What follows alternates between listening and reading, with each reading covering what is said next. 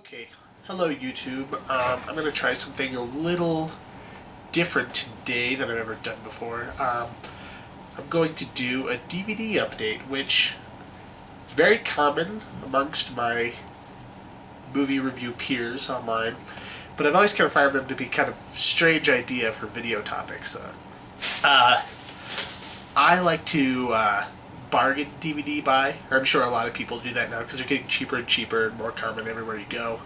But one place in particular that I like to buy DVDs for very low cost is a local pawn shop here. Think of the pawn shop in Pulp Fiction, the Gimp.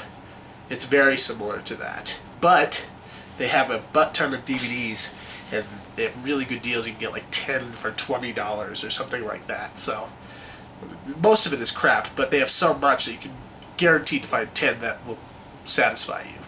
Now it sounds like I'm doing a commercial for this pawn shop, but whatever, I'll just move on. So, I decided to share with you the 10 that I just purchased, and kind of tell you why they were significant to me, and why I bought them amongst the hundreds, literally hundreds, that are there in no particular order that you have to search for and get your code all dirty on the ground and read every single title and make sure the right DVD's in the case and etc. and so on and so forth. The first that I want to show you of my 10 that I bought was 1 Hour Photo by Mark Romanek. I remember when this first came out, everybody was like, oh, there's this new movie with Robin Williams and he's so creepy. And I watched it, and yes, he is very creepy. But it's also a really good movie, kind of stark visually and awesome. So I picked that one. It was in pretty good condition. The second one, and I almost didn't buy this because I have a very strict rule about buying movies that I have never seen before.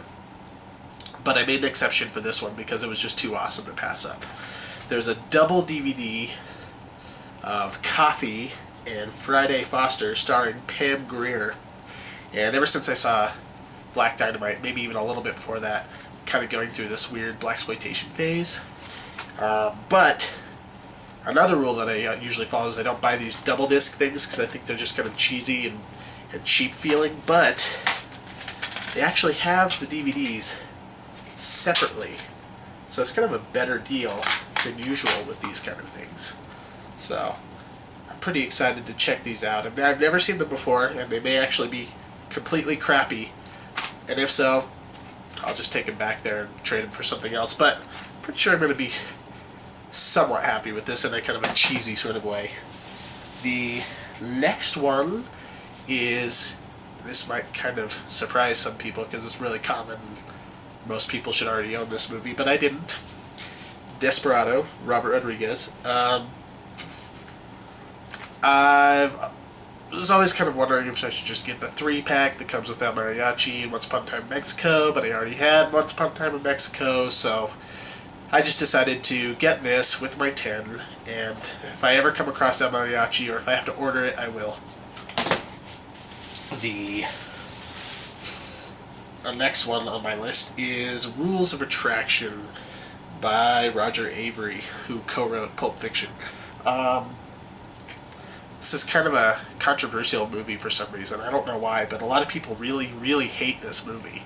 And a lot of people really, really like this movie, and I'm one of those people who actually genuinely likes it. Kind of reminds me of Go, that kind of style. It's like Pulp Fiction, but with teenagers. I liked it. And 25th Hour, Spike Lee movie, pretty awesome. Kind of a really good Edward Norton movie, too, if you're into him, as well as Rosario Dawson and Philip Seymour Hoffman.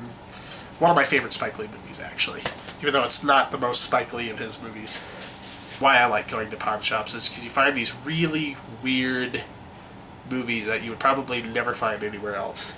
And I found the original Bad Lieutenant with Harvey Keitel. I actually saw this before I saw Reservoir Dogs when I was very, very young.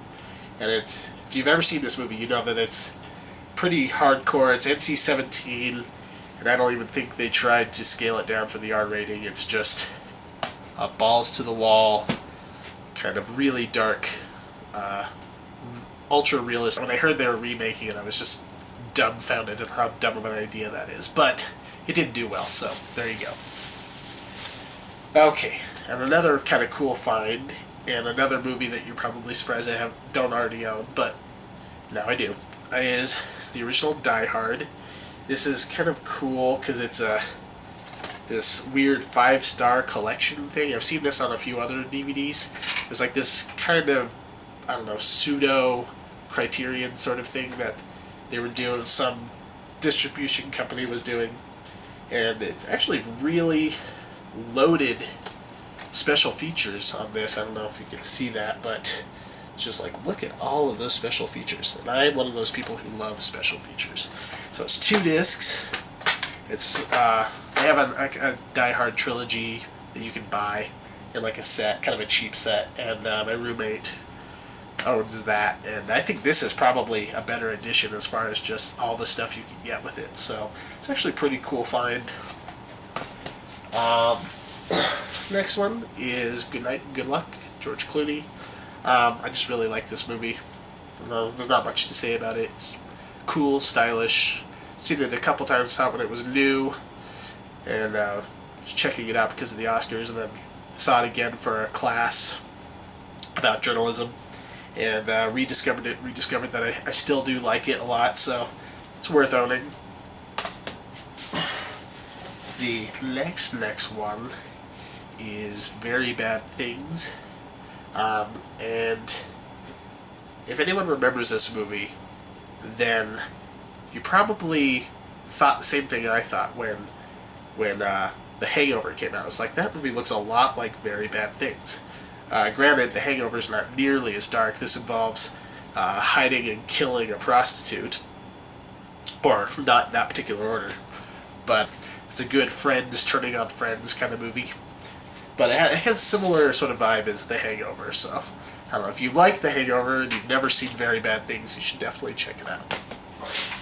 Okay, Broken Flowers by Jim Jarmusch. And what's kind of funny is I originally picked out my entire 10, and I took them to my video store to clean them, since pawn shops don't do that. And when I opened it originally, it had the wrong DVD in it. It had The Hot Chick, the movie with Robert Schneider. And so I laughed, and I took it back there, and luckily they had another copy, and they just let me switch it out. So, yeah. But yeah, this is a really cool movie. It's not as good as Lost in Translation or Rushmore or any of the other post Groundhog Day Bill Murray stuff, but it's pretty good, and I liked it a lot.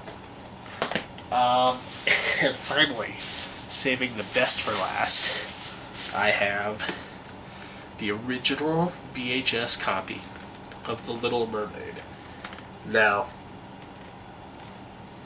if you know why this is cool, then I don't know, I guess you can stop watching this video because I'm out of movies, but if you don't know why, the reason I bought this is because this movie was released a couple times by Disney, which isn't totally uncommon, but it was originally released with this cover, but they had to recall the cover because, and I'll put it really close so you can see it, in the center of the castle there is a penis.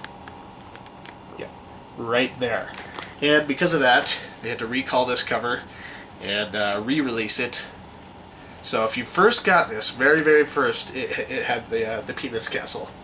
But if you didn't, I think it was just a few years later, they re-released it with a totally different cover where they crop it just down to about that, which is what the DVD looks like.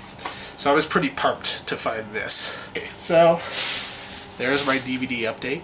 I'm trying to get more used to blogging because I don't do it a lot.